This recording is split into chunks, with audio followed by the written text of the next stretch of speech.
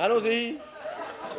On apprend à nager dans la régie. Allons-y. La cassette dans le trou, le bouton, on appuie sur le bouton, mais la cassette, on appuie sur le bouton.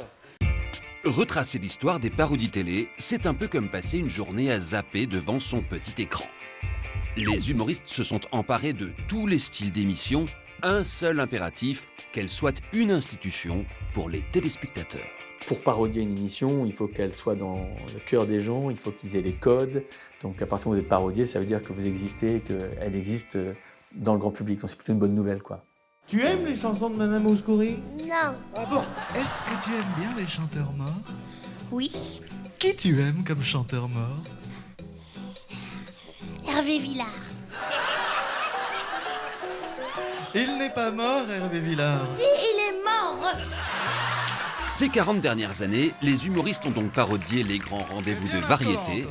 T'as vraiment ta place dans cette émission parce que tu m'as touché, t'as vraiment un univers à toi. Ah non, mais en fait, moi je suis technicien, je change le micro. Ouais.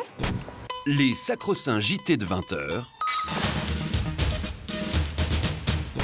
Des séries cultes. Enfin, Bernardo, tu es stone? Tu veux nager la brasse dans les plantes vertes? Des jeux trépidants. Vas-y, Richard, vas-y. Aidez-le. Aidez-moi, les mecs. Aidez-le. Vas-y, Richard. Des talk-shows révolutionnaires. Madame, mademoiselle, monsieur, bonsoir. Merci de nous recevoir. C'est Ça se discute comme chaque mercredi soir. Le thème ce soir, tic, toc et phobie. Peut-on les dominer? Ça a l'air un peu mystérieux comme ça. Je pense que ce sera beaucoup plus clair d'ici 2 heures. Et des pubs. Le nouveau Le Chat Machine, c'est rien que du naturel.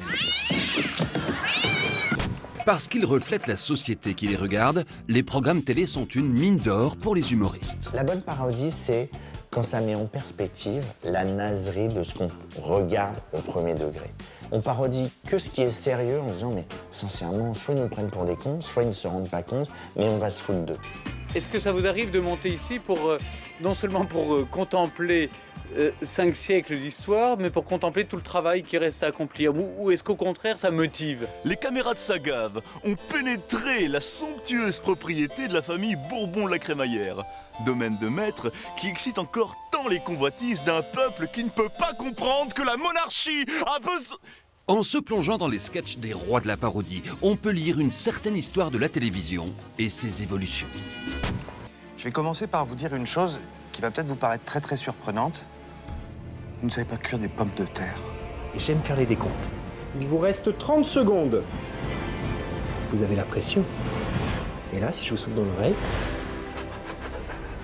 Pour qu'une parodie soit réussie, il faut qu'elle puisse aller très loin. Il y a un plaisir véritable du spectateur à voir jouer avec les codes de quelque chose qu'il connaît par cœur. Alors on va commencer avec Jean-Pierre. Une première question pour Ingrid. Jean-Pierre, allez-y. Alors Marilyn, si tu m'invites, dois-je emmener ma pizza ou bien tu arrives à te débrouiller toute seule pour faire à manger?